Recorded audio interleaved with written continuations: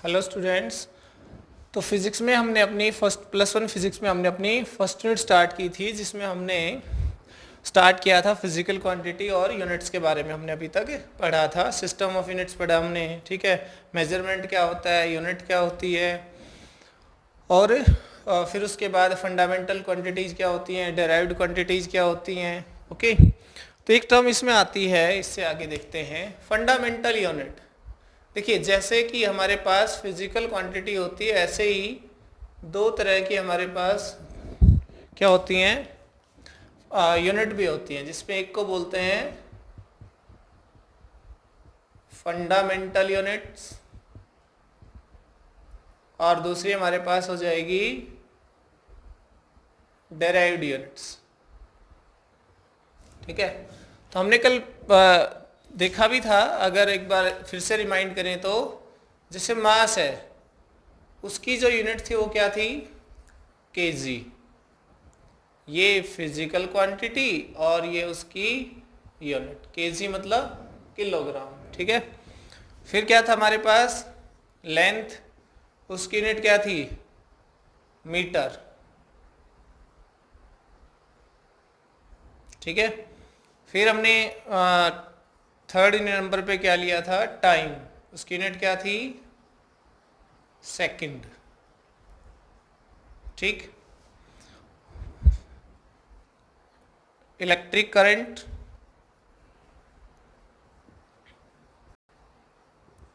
वो क्या था हमारे पास, एम्पियर था।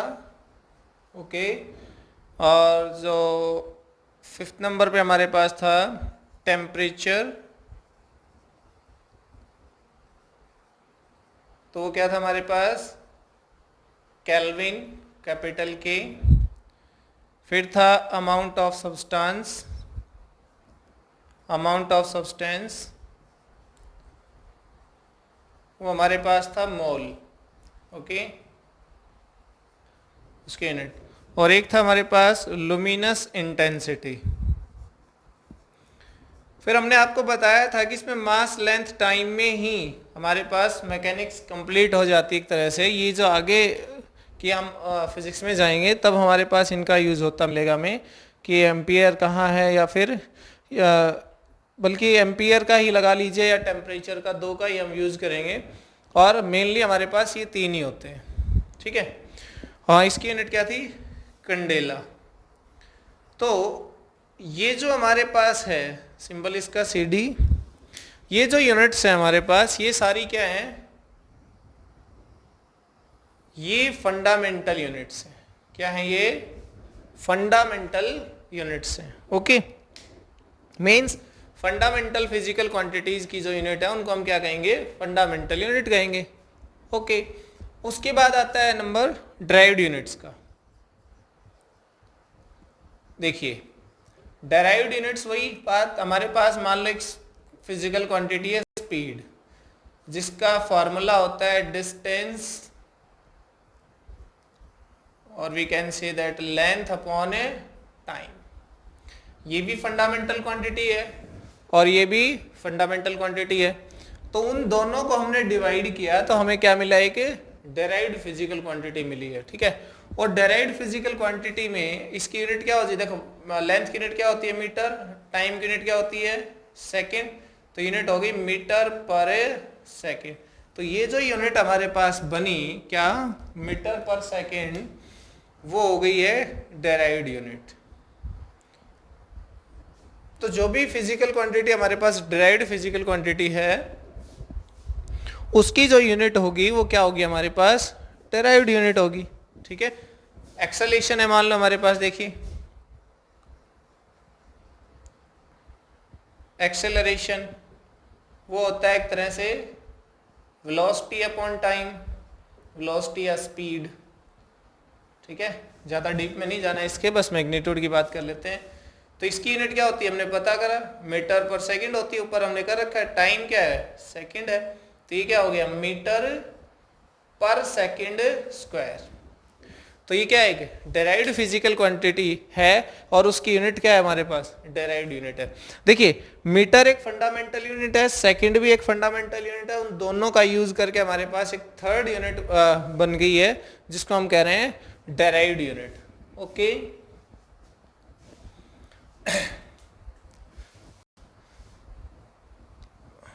तो ये हमारे पास किसके बारे में है, यूनिट्स के बारे में, फंडामेंटल या डेराइव्ड हो या फिर फिजिकल क्वांटिटी जो हमने अभी तक पढ़ी, फंडामेंटल और डेराइव्ड। ठीक है, चलिए अब हम बात करते हैं हमारा next topic, most important in the physics, that is dimensions. Okay, क्या है डायमेंशंस। ये टॉपिक बहुत ही बेस है कह सकते हैं फिजिक्स का एक तरह से। देखिए कोई भी फिजिकल क्वांटिटी जो होती है उसको रिप्रेजेंट करने के लिए हमें किसकी जरूरत पड़ती है, फंडामेंटल क्वांटिटी। या तो देखो वो अपने आप में ही फंडामेंटल क्वांटिटी है, उसको किसी की जरूरत नहीं है। ठीक है, जैसे कि मास, लेंथ, टाइम। ठीक है, मास को लिखने के लिए किसी और की जरूरत नहीं है। m की पावर 1 है इसमें, l इसमें नहीं है, t भी इसमें नहीं है, हम 3 की ही बात कर रहे हैं, बेसिक हमारे पास 3 ही है। ठीक है, तो ये कहता है कि अगर किसी फिजिकल क्वांटिटी को लिख रहे हैं हम तो उसमें किसकी जरूरत पड़ रही है, तो फिलहाल तो ये फंडामेंटल क्वांटिटी है, तो फंडामेंटल में तो किसी और की जरूरत होगी नहीं क्योंकि मास किसी और पे डिपेंड करता नहीं। और इसको लिखने के लिए इसमें मास नहीं है, लेंथ की पावर 1 है और t क्या है, 0 है। टाइम मास नहीं है, लेंथ नहीं है और t की पावर 1। ठीक है, तो ये डायमेंशन क्या चीज है, कहता है कि किसी भी फिजिकल क्वांटिटी को रिप्रेजेंट करने के लिए फंडामेंटल क्वांटिटीज की जो पावर्स, जो फंडामेंटल क्वांटिटीज हमने उसमें यूज की होंगी उनकी पावर्स जो होती हैं वही क्या होता है, डायमेंशन। यहां देखें, मैं साथ साथ एक एग्जांपल और लिखता हूं, ठीक है, ताकि क्लियर। स्पीड, स्पीड क्या होता है हमारे पास, लेंथ अपॉन टाइम। ओके, तो इसमें देखिए मास नहीं है, लेंथ है कितनी, पावर 1, टाइम भी है, पावर कितनी, -1, क्योंकि देखिए टाइम नीचे था, ऊपर जाके क्या हो जाएगा, या मैं इसको यहीं लिख देता हूं, ये यहाँ पे टाइम, टाइम की पावर 1। ठीक है, तो ये क्या हो जाएगा, m0 l1 t-1। ठीक, तो किसी भी फिजिकल क्वांटिटी को लिखने के लिए उसमें जो यूज हुई फंडामेंटल क्वांटिटी हैं उनकी पावर्स क्या है, उनको हम क्या कहते हैं, डायमेंशन कहते हैं। देखिए इसका डायमेंशन क्या है, इसका डायमेंशन है only m = 1, l 0 and t भी 0। इसका डायमेंशन क्या है, m 0 है, l 1 है और t भी 0 है। ठीक है, इसके डायमेंशंस क्या है, m भी 0, l भी 0 और t 1 है, क्योंकि ये फंडामेंटल है तो इनका तो यही मिलेगा हमें।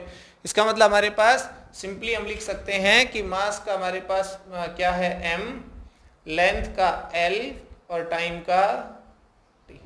ये क्या है इसके डायमेंशंस एक तरह से। अब इसमें आइए, इसमें क्या है, m = क्या है इसमें, 0। ओके, l = क्या है, 1 और t = क्या है, -1। ठीक है, तो जो स्पीड है उसको लिखने के लिए हमें किसकी जरूरत पड़ी, सबसे पहले तो ये देखिए फंडामेंटल क्वांटिटीज की जरूरत पड़ी। ओके, फिर हमने देखा कि फंडामेंटल क्वांटिटीज की पावर क्या है, भाई पावर यहाँ 1 है और यहाँ 1 है, इसको ऊपर ले जाएंगे तो माइनस, का मतलब है कि लेंथ में 1 और टाइम में -1 उसका क्या है, डायमेंशंस है। बात को समझ में आई, तो हम इसको लिख सकते हैं ऐसे, डायमेंशंस, एक बार फिर से मैं रिपीट करना चाहूं कि डायमेंशंस क्या है, किसी भी फिजिकल क्वांटिटी को लिखने के लिए हमें किसकी जरूरत होती है, फंडामेंटल क्वांटिटीज की जरूरत होती है। तो कहता है कि वो जो फंडामेंटल क्वांटिटीज उसमें यूज हुई हैं उनकी पावर्स क्या है, ठीक है, और वो पावर ही क्या होती हैं, डायमेंशंस होती हैं। तो dimensions are the powers raised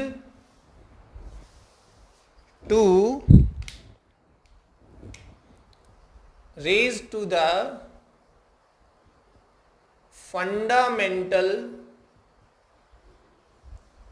quantities to represent a physical quantity, to represent a physical quantity। Okay, जो फिजिकल क्वांटिटी को हम लिख रहे हैं, जैसे हमने स्पीड को लिखा, उसको लिखने के लिए फंडामेंटल का यूज होगा, और फंडामेंटल की उसमें पावर क्या है, वो पावर ही डायमेंशन होता है। Got it. जैसे नेक्स्ट एग्जांपल, एक्सेलरेशन। एक्सेलरेशन क्या होता है हमारे पास, एक्सेलरेशन होता है एक तरह से स्पीड अपॉन टाइम, बहुत ही शॉर्ट में हम, क्योंकि स्पीड के डायमेंशन से ऊपर यूज होंगे। तो इसमें देखिए क्या आएगा, m0, देखिए स्पीड के डायमेंशन लिखूंगा ऊपर, टाइम के नीचे, तो स्पीड के डायमेंशन क्या है, एक तरह से m0 L1 t-1, ओके, और नीचे क्या है हमारे पास t, तो ये क्या हो जाएगा, t ऊपर जाके माइनस, तो ये हो जाएगा m0 L1 t-2। इसका मतलब है कि m equal to 0, L is equal to 1 and t is equal to -2 are the dimensions of the acceleration, of the physical quantity acceleration, right. m is equal to 0, L is equal to 1, T is equal to -2 are the dimensions of acceleration। कुछ बात समझ में आई, हुआ clear कुछ? तो dimensions क्या है, fundamental quantities की पावर है। पावर कब, जब हम उनको किसी फिजिकल क्वांटिटी को रिप्रेजेंट करने के लिए यूज कर रहे हैं, ठीक, उसको हम क्या बोलते हैं, डायमेंशंस बोलते हैं। फिर आता है इसके अंदर एक डायमेंशनल फार्मूला, एक टर्म आती है डायमेंशनल फार्मूला। अभी तक जो हम लिख रहे थे वो डायमेंशनल फार्मूला ही था, ठीक है। जैसे कि हमने लिखा speed v is equal to m0 L t-1, ये एक्चुअल में ये कंप्लीट, देखिए ये जो हिस्सा है इसका, ये जो मैंने ब्रैकेट में लिखा हुआ है ये वाला, ये क्या है, डायमेंशनल फॉर्मूला है। क्या है, डायमेंशनल फॉर्मूला, ओके।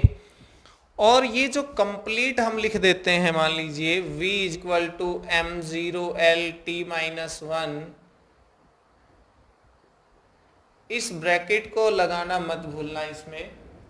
ये जो कंप्लीट हमारे पास बना, लेफ्ट हैंड साइड और राइट हैंड साइड,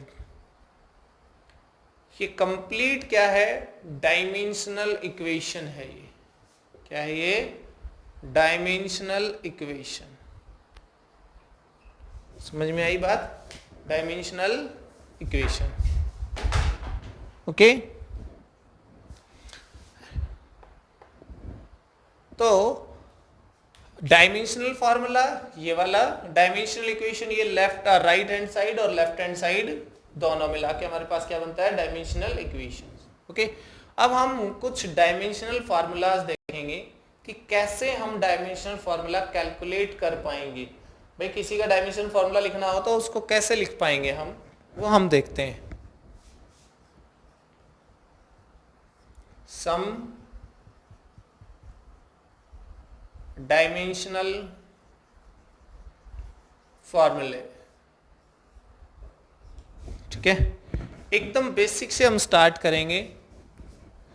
एक तो हम पढ़ चुके, एक बेसिक तो क्या कि अगर कोई बोले मास का डायमेंशनल फॉर्मूला क्या है, मास का डायमेंशनल फॉर्मूला है m(L0 T0)। लेंथ का डायमेंशनल फॉर्मूला क्या है, m0 L1 T0। टाइम का डायमेंशनल फॉर्मूला क्या है, m0 L0 T1। हम सीधा ये भी कह सकते हैं कि टाइम का डायमेंशनल फॉर्मूला क्या है, T1। ठीक है, तो कुछ डायमेंशनल फॉर्मूलाज देखिए। मान लो हमारे पास क्या है, हाइट h। ठीक है, तो हाइट क्या है, इट इज ए लेंथ,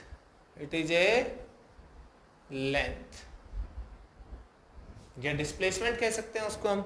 ठीक है, या डिस्प्लेसमेंट भी तो लेंथ ही होती है, बस फर्क थोड़ा सा होता है, आगे देखेंगे हम क्या। तो इसका जो डायमेंशनल फॉर्मूला होगा हाइट का, वो क्या होगा, देखिए मास इसमें नहीं है, लेंथ है। हाइट में सिंगल होती है लेंथ, ये नहीं कि उसमें पावर 2 आएगी तो पावर सिंगल। टाइम इसमें नहीं है, डन। ये हमारे पास क्या आ गया, हाइट का डायमेंशनल फॉर्मूला आ गया। ओके, इसी तरह से अगर हम नेक्स्ट देखते हैं एरिया। एरिया होता है लेंथ इंटू ब्रेथ, ये विड्थ लिख दीजिए, लेंथ इंटू विड्थ। देखिए एरिया ए, लेंथ का डायमेंशनल फॉर्मूला क्या होता है, L1। विड्थ का क्या होता है, ये भी L1। भाई विड्थ भी तो एक तरह से लेंथ ही है, जैसे कि लेंथ, तो ये भी लेंथ और ये विड्थ, नाम विड्थ दिया है तो क्या ये भी एक लेंथ ही है। तो देखिए इसमें क्या आ गया, m जो नहीं है उसको हम 0 लिख देंगे। L यहाँ पे कितना हो गया, 1 and 1 2 and T 0। ये किसका आ गया, एरिया का डायमेंशन फॉर्मूला आ गया। ओके, अब थर्ड पे देखिए वॉल्यूम। वॉल्यूम का डायमेंशन फॉर्मूला, वॉल्यूम होता है length into width into height. ठीक है, तो वॉल्यूम V हो जाएगा, देखिए लेंथ का L1, ओके, विड्थ का भी L1 और हाइट का भी L1, तो ये हो जाएगा L3। M क्या है इसमें 0 और T भी क्या है इसमें 0। अगर डायमेंशंस की बात करें तो हाइट का डायमेंशन है L = 1। हाइट का डायमेंशन क्या है, डायमेंशन की अगर बात करें तो डायमेंशन हमारे पास है L = 1 इस केस में। ठीक है, और इस केस में डायमेंशन की बात करें तो हमारे पास है L = 2। जो नहीं दिखाए इसमें, इसका मतलब वो क्या है, 0 है। ठीक है, इसमें डायमेंशन क्या है, L = 3। लिखना चाहे तो M भी 0 है और T भी 0 है, तो ये तो डायमेंशन हुए ही नहीं ना 0 वाले तो। ओके, नेक्स्ट पे देखते हैं।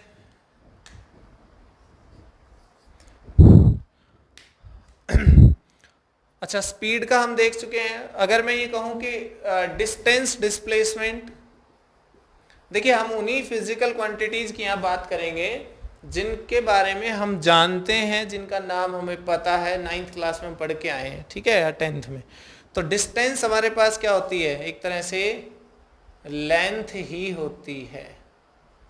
ठीक है, तो डिस्टेंस को लिखते हैं x से या s से, और इसमें लेंथ के अलावा कुछ भी नहीं है, तो m0 L1 T0। ठीक, और सेम ये डिस्प्लेसमेंट का भी होगा, distance and displacement.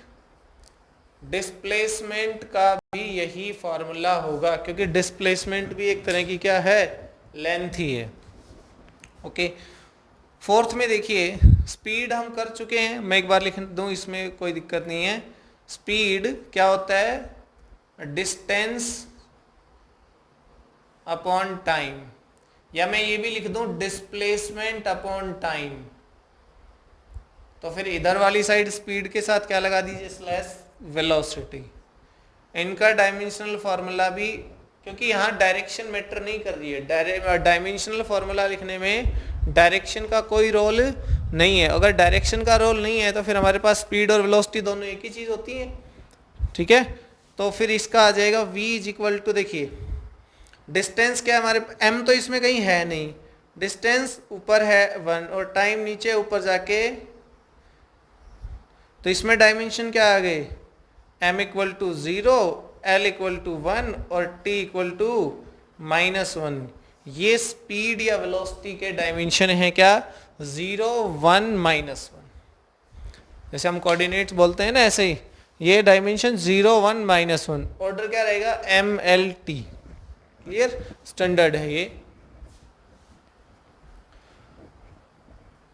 Next acceleration है हमारे पास। हमने एक्सेलेरेशन का डायमेंशन फार्मूला भी देख लिया था, मैं डायरेक्ट ही लिख देता हूं। एक्सेलरेशन हमारे पास उसका dimension formula a equal to m0 LT -2। ठीक है, चलिए एक चीज और देखते हैं। मान लीजिए कि एक्सेलरेशन का हमें डायमेंशन फार्मूला लिखना है और हम एक्सेलरेशन की यूनिट जानते हैं। क्या जानते हैं? यूनिट। यूनिट ऑफ एक्सेलरेशन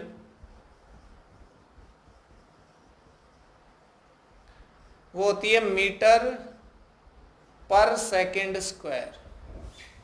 ये यूनिट हम जानते हैं इसकी, और हमें फॉर्मूला नहीं पता मान लीजिए, ठीक है। तो यहां से डायमेंशन फॉर्मूला लिखा जाएगा इजीली। देखिए कैसे? ए मीटर, मीटर किसकी यूनिट होती है? लेंथ की, डिस्प्लेसमेंट की, डिस्टेंस की, तो उसका डायमेंशन क्या आएगा? एल 1। सेकेंड किसकी यूनिट होती है? टाइम की, तो ये तो पर सेकेंड है तो t -2 और m इसमें क्या हो जाएगा? 0 हो गया। किसका डायमेंशन फॉर्मूला? एक्सेलरेशन का। क्लियर? ऐसे ही हमारे पास मान लीजिए फोर्स का डायमेंशन फॉर्मूला। फोर्स का फॉर्मूला लिखिए पहले तो, m में होता है, ठीक है। और m का डायमेंशन फॉर्मूला क्या होता है? हम पढ़ चुके हैं। m का डायमेंशन फॉर्मूला क्या होता है? m होता है। और a का क्या है? देखिए m0 लिखें या ना लिखें डजेंट मैटर, ठीक। तो m हम लिख चुके, m का डायमेंशन फॉर्मूला m हो गया। एक्सेलरेशन का क्या है? LT -2 बन गए। तो किसका डायमेंशन फॉर्मूला बन गया? फोर्स का। यूनिट ऑफ फोर्स क्या होती है? हमें पता है केजी मीटर पर सेकेंड स्क्वायर ये होती है। उसी को हमने क्या कहा वैसे बाद में? न्यूटन कहा था, राइट। केजी मीटर पर सेकेंड स्क्वायर। तो केजी मीटर पर सेकेंड स्क्वायर अगर हमें यूनिट पता है तो यहां से हम क्या निकाल सकते हैं? डायमेंशनल फॉर्मूला निकाल सकते हैं। कैसे? देखिए केजी जो है ना, उसका डायमेंशनल फॉर्मूला क्या होता है? केजी, केजी है मास की यूनिट, और मास का क्या होता है? m। फिर क्या है? मीटर, मीटर किसकी यूनिट है? लेंथ की, तो l। सेकेंड स्क्वायर मतलब t -2, ये नीचे है ना तो ऊपर आके t -2। देखिए फोर्स का डायमेंशन फॉर्मूला आ गया mLT -2। ओके, तो ये सब हमें ये मत सोचना कि हमें याद रखने में, आपको जैसे बता रहा हूँ ऐसे ही आपके बुक में एक बड़ी सी लिस्ट दी होगी, उसमें बहुत सारी फिजिकल क्वांटिटीज ऐसी ऐसी भी लिखी होंगी जिनके बारे में आप जानते नहीं। तो हम जैसे जैसे फिजिक्स में आगे बढ़ेंगे वैसे वैसे जैसे ही नई फिजिकल क्वांटिटीज का इंट्रोडक्शन हमारे सामने होगा, हम उसकी यूनिट के बारे में पता करेंगे और उसके डायमेंशनल फार्मूले के बारे में पता करेंगे। तो फिर हम ये चीज़ें स्टेप वाइज सीखते चले जाएंगे। इनमें हमें कुछ क्रैम नहीं करना है, कभी सोचे कि हमें ये सारी चीज़ें याद रखनी है। देखिए एक होता है मोमेंटम। मोमेंटम के बारे में भी हम उन्हीं फिजिकल क्वांटिटीज की बात करेंगे, उन्हीं के डायमेंशन फॉर्मूला निकालेंगे जिनके बारे में आप जानते हैं, ठीक। जैसे लास्ट क्लासेस में आप जिनसे इंट्रोडक्शन हो चुका है जिन फिजिकल क्वांटिटीज का आपका, तो उसमें हमारे पास एक आता है मोमेंटम, ये भी आप पढ़ चुके हैं पहले 9th क्लास में। मोमेंटम होता है p, उसका फॉर्मूला होता है मास इनटू वेलोसिटी। उसका फॉर्मूला क्या होता है? Mass into velocity. तो देखिए मास का क्या है? m, वेलोसिटी हम पढ़ चुके L(t-1), तो देखिए डायमेंशनल फॉर्मूला बन गया किसका? मोमेंटम का, mLt- मीन्स जो डायमेंशन या डायमेंशन फॉर्मूला मास का है उसको किससे मल्टीप्लाई कर दीजिए, जो वेलोसिटी का है उसके साथ मल्टीप्लाई कर दीजिए, आ जाएगा। प्रेशर, देखिए प्रेशर हमारे पास होता है क्या? Force upon area. क्या? Force upon area. तो देखिए प्रेशर का क्या हो जाएगा? फोर्स हमने अभी अभी लिखा है, देखो mLt-2, ये हो गया फोर्स। एरिया, एरिया का पढ़ चुके L2, तो ये क्या हो गया? देखिए L2 ऊपर जाके क्या हो जाएगा? -2 हो गया ना 2, तो ये आ जाएगा mL-1t-2। ये किसका हो गया? प्रेशर का डायमेंशनल फॉर्मूला।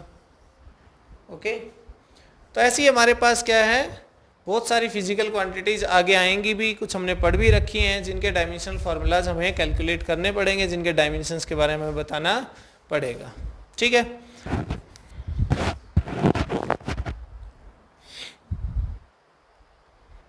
अच्छा एक चीज़ और देखते हैं, ये मैंने कुछ बेसिक बता दिए आपको, उसके बाद आपको जैसे जैसे हम आगे कंटिन्यू करते जाएंगे, हमारे टॉपिक्स अलग अलग आते जाएंगे अलग अलग यूनिट्स में, हम वहाँ पे इनके डायमेंशंस की बात करते रहेंगे। ठीक है, याद रखने जैसा इसमें कुछ नहीं है, कुछ बेसिक हैं उनको आप ध्यान रख सकते हैं। जैसे फोर्स के बारे में आपको पता है, acceleration, momentum, pressure, volume, area. ठीक है, ये सब बेसिक क्वांटिटीज हैं जिनका जो आप अभी तक पढ़ चुके हैं। ठीक है, तो उन्हीं के बारे में हमने बात की है।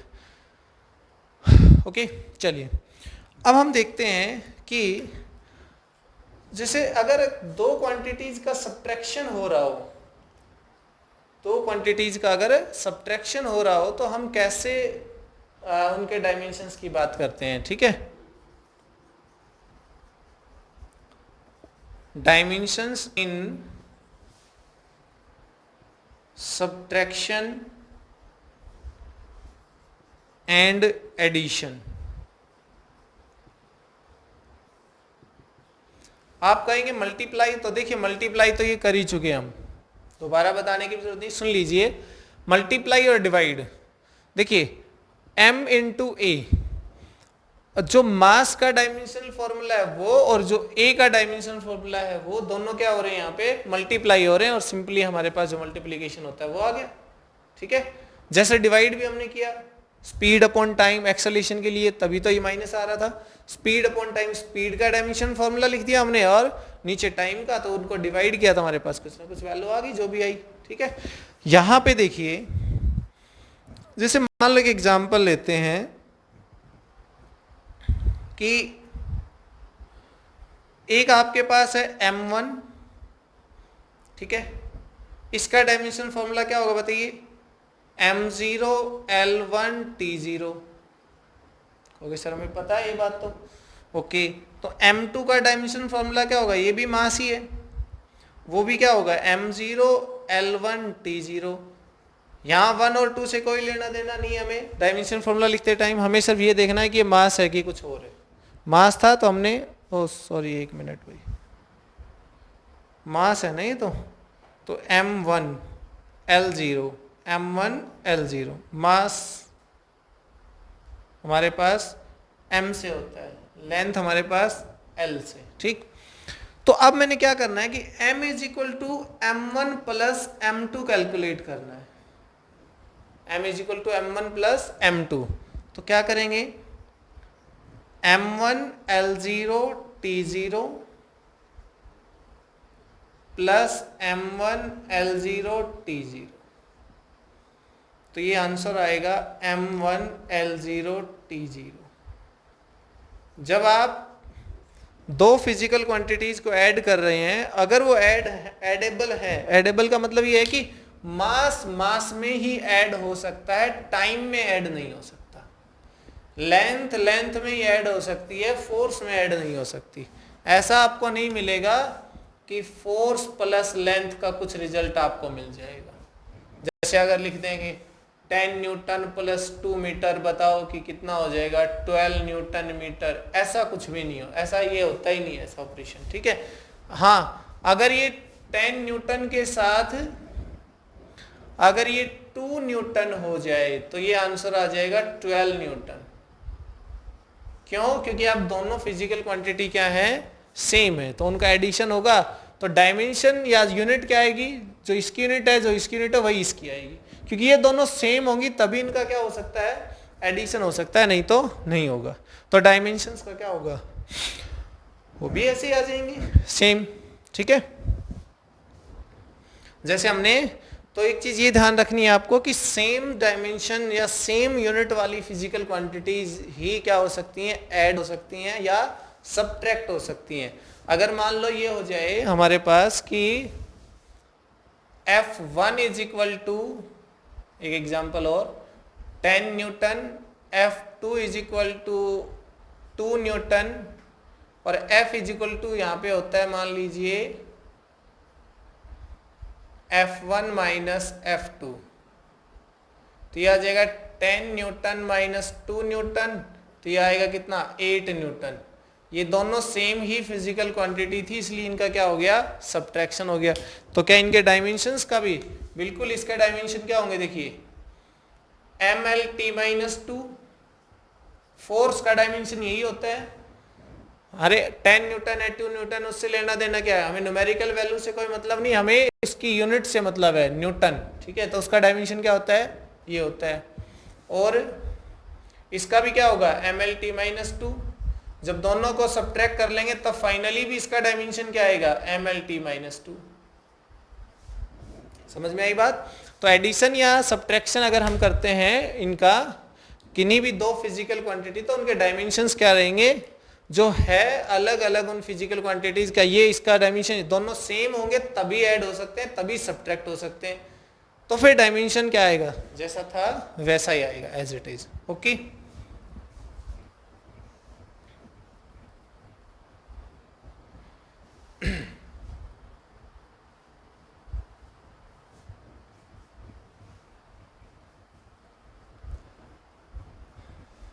देखिए कुछ क्वांटिटी ऐसी होती हैं जिनके डायमेंशन होते हैं बट वो कांस्टेंट होती हैं।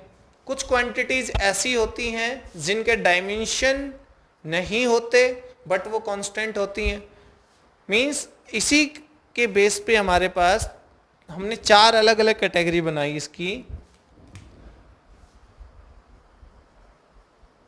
Types of physical quantity.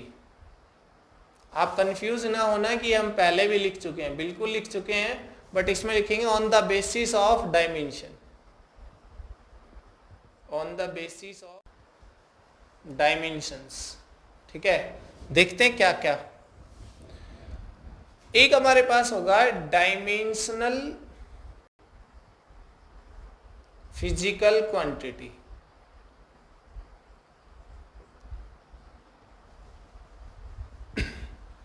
इसका क्या मतलब है कि एक ऐसी फिजिकल क्वांटिटी जो वेरिएबल हो और उसके डायमेंशन भी हो, ठीक है। क्वांटिटी देखिए, हम क्वांटिटी और फिजिकल क्वांटिटी को पहले ही क्लियरिफाई कर चुके हैं कि क्वांटिटी और फिजिकल क्वांटिटी में हम क्या पढ़ रहे हैं, फिजिकल क्वांटिटी पढ़ रहे हैं। क्वांटिटी को हम नहीं पढ़ रहे हैं क्योंकि क्वांटिटी को हम मेजर नहीं कर सकते हैं। तो हम जब भी हम यहाँ क्वांटिटी लिखें तो इसका मतलब यही होगा कि फिजिकल क्वांटिटी की बात कर रहे हैं। Quantity which having variable value and as well as dimensions.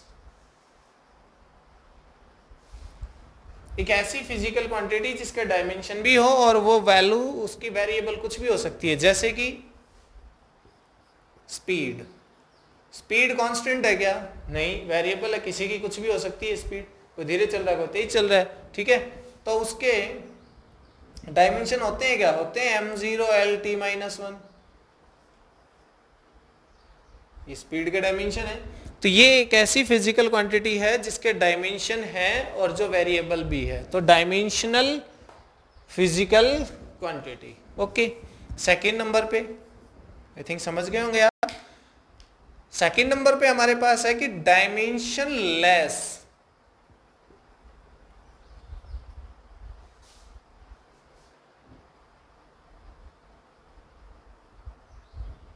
Dimension less variable physical quantity.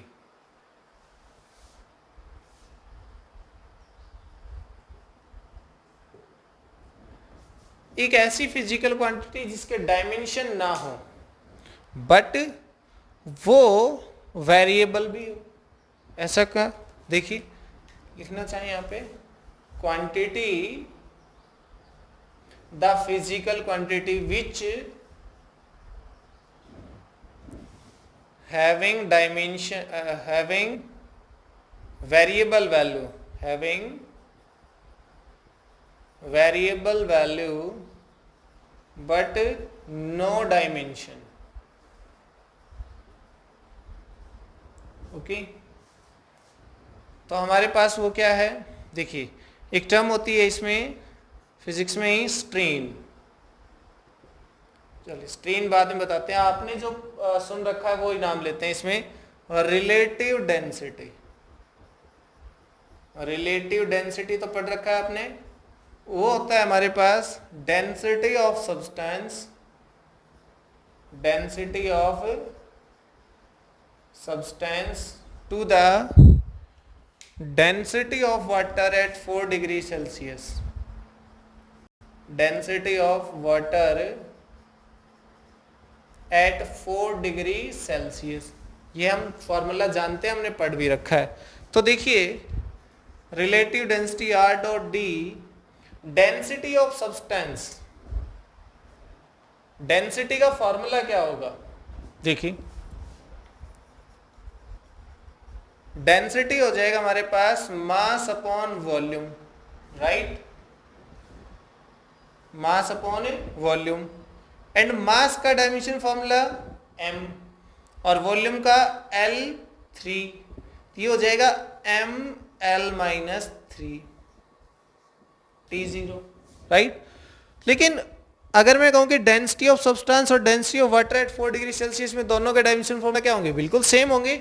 इसका भी ml-3 होगा और इसका भी ml-3 होगा, तो ये इसका ये क्या हो जाएगा, डायमेंशन लेस, डायमेंशन लेस हो जाएगा, ये कैंसिल आउट। बट क्या रिलेटिव डेंसिटी कांस्टेंट होती है, नहीं, वो सब्सटेंस टू सब्सटेंस क्या करती है, वेरी करती है।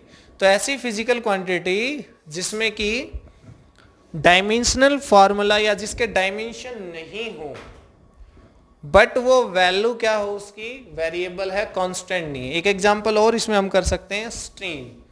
हमारे इसी में +1 में हम आगे चल के पढ़ेंगे क्या है स्ट्रेन। स्ट्रेन होता है चेंज इन डायमेंशन, और डायमेंशन से आप कंफ्यूज हो जाएंगे, इसमें एक तरह से लिखते हैं change in length upon original length. यहाँ एरिया भी हो सकता है, यहाँ वॉल्यूम भी हो सकता है, चेंज इन डायमेंशन की बात है, तो डायमेंशन आप इससे रिलेट ना करें कभी, इसलिए मैंने लिख दिया change in length upon change original. देखिए ऊपर भी लेंथ नीचे भी लेंथ, भले ही चेंज इन लेंथ है, चेंज इन लेंथ कैसे निकलेगा, मान लो final length minus initial length. तो हमने अभी अभी पढ़ा कि जो सब्ट्रैक्शन करेंगे तो final length minus initial length, length में से लेंथ सब्ट्रैक्ट हो रही है, तो डायमेंशन फॉर्मूला किसका, डायमेंशन किसके आएंगे, लेंथ वाले डायमेंशन आएंगे ना। तो लेंथ वाले जो डायमेंशन हमारे पास आए इसमें, तो ओरिजिनल लेंथ, ये भी तो लेंथ है, तो यहां पे हो जाएगा m0l(t0), नीचे भी m0l, क्योंकि ऊपर भी लेंथ नीचे भी लेंथ, और लेंथ लेंथ क्या कर देंगे एक दूसरे को कैंसिल, तो हमारे पास क्या मिलेगा, ये डायमेंशन है लेस। कुछ बात क्लियर हुई। कि कुछ फिजिकल क्वांटिटी ऐसी होती हैं जिनके क्या होते हैं भाई, वैल्यू तो वेरिएबल होती है बट डायमेंशन नहीं होते हैं, ठीक है। तो उसकी हमने एक एग्जांपल लिया, एक आपने 10th क्लास में पढ़ा होगा रिलेटिव रिफ्रैक्टिव इंडेक्स। वो क्या होता है, relative refractive index of one medium with respect to other medium. तो ऊपर भी रिफ्रैक्टिव इंडेक्स, नीचे भी रिफ्रैक्टिव इंडेक्स, तो फाइनली हमारे पास क्या बचेगा, unit less, dimension less. Okay, इसमें एक एक्सेप्शन की तरह भी एक चीज हम पढ़ सकते हैं, एक एंगल होता है। देखिए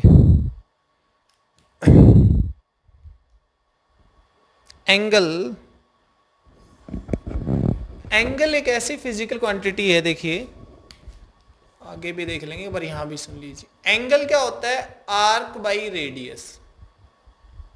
एंगल क्या होता है, arc by radius.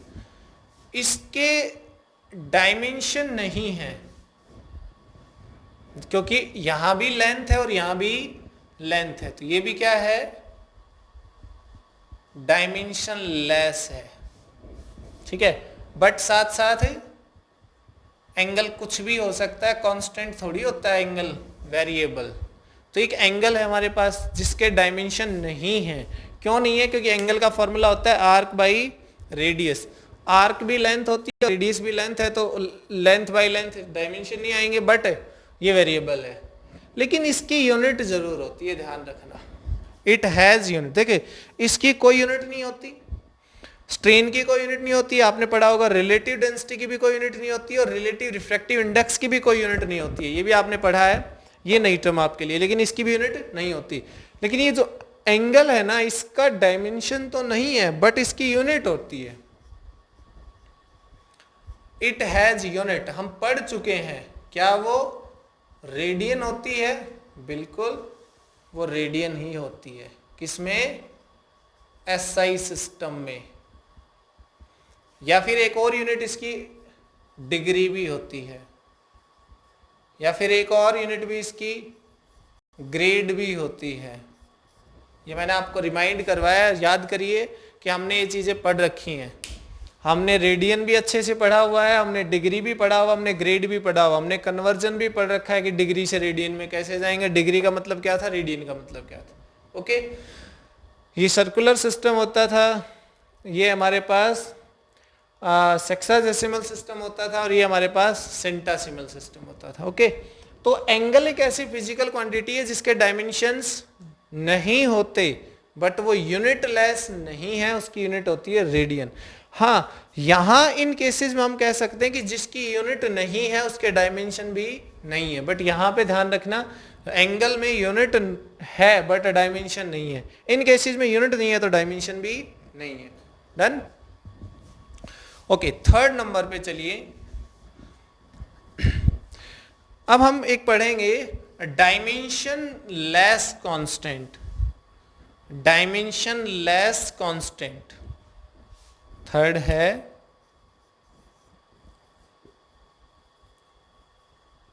Dimension less constant. Okay, ये वो है जिनके डायमेंशन नहीं होते और वैल्यू क्या होती है, constant, which having constant value and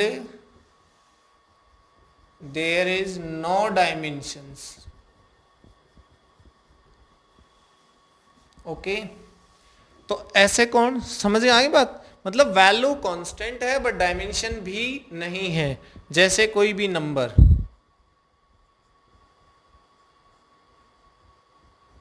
any number 2, 3, 4, 1 etcetera, ये सब क्या है, कांस्टेंट है। 2, 3, 4 कांस्टेंट है, नंबर है, नंबर की कोई यूनिट नहीं होती है। ओके, उसके अलावा पाई, पाई क्या है कि कांस्टेंट है, साथ साथ डायमेंशन लेस भी है, एटसेट्रा। ठीक है, हमारे पास कि अगर कोई ऐसी टर्म हमारे पास है जिसकी वैल्यू तो है और वो कितनी है, कांस्टेंट है, बट उसका डायमेंशन भी नहीं है, जैसे कि पाई हमारे पास एग्जांपल है, क्लियर। या फिर एक्सपोनेंशियल में लिखा हो, जैसे e की पावर 2 लिखा हो, e की पावर 3 लिखा हो, तो वैल्यू क्या है, कांस्टेंट है, बट ये डायमेंशन लेस है, फिर से डायमेंशन लेस। तो ऐसा कोई नंबर हो, ऐसी कोई क्वांटिटी हो जिसके अंदर क्या हो, उसकी वैल्यू तो कांस्टेंट हो गई है बट उसमें डायमेंशन नहीं है उसकी, वो क्या है, डायमेंशन लेस कांस्टेंट। फिर कुछ ऐसे भी होते हैं जिनकी वैल्यू कांस्टेंट होती है बट डायमेंशन भी होते हैं, तो हम इसमें लिखेंगे डायमेंशनल कांस्टेंट। फोर्थ में लिखिए डायमेंशनल कांस्टेंट।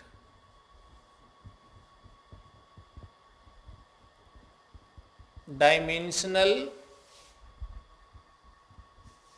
Constant, okay. ये वो हैं जिनके पास डायमेंशन होता है बट वैल्यू कांस्टेंट होती है, which having constant value, constant value but which having constant value but also having dimensions, also having dimensions, okay। for example, समझ गए मैं क्या लिखा है, ऐसा कोई भी कांस्टेंट होगा हमारे पास जिसकी वैल्यू क्या नहीं हो रही होगी, कांस्टेंट हो गया तो वैल्यू कैसे चेंज होगी, तो ऐसा कोई कांस्टेंट जिसके डायमेंशन हो, सीधा क्या, ऐसा कोई कांस्टेंट जिसके डायमेंशन हो। जैसे कि आपको अच्छे से पता है क्या, universal gravitational constant, universal gravitational constant capital G, याद आया कुछ, ग्रेविटेशन में पढ़ा हुआ है। इसकी यूनिट क्या होती है, न्यूटन मीटर स्क्वायर पर केजी स्क्वायर। चाहे तो निकाल सकते हैं, F is equal to Gm1m2/r² होता है फॉर्मूला। किसी के डायमेंशन निकालने हो तो हम उसके फॉर्मूले से हेल्प ले सकते हैं, यूनिट से हेल्प ले सकते हैं। आप ये ना जानते हो, ये पता हो आपको ओनली, तो यहाँ से भी निकल सकता है, ठीक है। देखिए g क्या हो गया, g की unit Fr²/m1m2, newton metre square kg, तो kg स्क्वायर पर kg स्क्वायर। तो देखिए न्यूटन का फॉर्मूला क्या होता है, डायमेंशन। न्यूटन का मतलब, न्यूटन किसकी फिजिकल यूनिट है, न्यूटन फोर्स की यूनिट है, ये देखिए। और फोर्स का डायमेंशन फॉर्मूला होता है mlt-2 मीटर स्क्वायर। मीटर किसकी यूनिट होती है, लेंथ की, और लेंथ का डायमेंशन फॉर्मूला हमें पता है L2। नीचे क्या है, kg स्क्वायर m1m2, तो ये जाएगा m2 मास, ठीक है। तो ओवरऑल डायमेंशनल फॉर्मूला क्या बन गया इसका, m-1L3, m-1L3। देखिए ये ऊपर जाके माइनस का, तो एक तो है ऑलरेडी, दो यहां से गए थे, एक बच गया माइनस में, L1 L2 L3 हो गया, और t-2, और कुछ नहीं। तो ये एक ऐसी हमने ऐसा कांस्टेंट देखा जिसकी वैल्यू क्या है, फिक्स है, और इसके डायमेंशंस भी हैं। तो ये हमारे पास हो जाएगा डायमेंशनल कांस्टेंट। तो चार चीजें हमने पढ़ी, ऐसी फिजिकल क्वांटिटी जो वेरिएबल है और उसके डायमेंशन भी हैं, ओके। एक ऐसी फिजिकल क्वांटिटी जो कांस्टेंट है और उसके डायमेंशन है। एक ऐसी, ये वाले ये कांस्टेंट है और इसके डायमेंशन भी। एक ऐसी फिजिकल क्वांटिटी जो कांस्टेंट है और डायमेंशन नहीं है, और एक ऐसी फिजिकल क्वांटिटी जो वेरिएबल है और डायमेंशन नहीं है, ठीक है। मींस दो में डायमेंशन नहीं है, दो में कांस्टेंट नहीं है, ऐसे ही करके चार कॉम्बिनेशन हमारे पास बन गए इनके, क्लियर। तो ये हमने देखा डायमेंशन। तो आगे हम इस पे डिस्कशन कंटिन्यू रखेंगे, इस लेक्चर में इतना ही। ओके।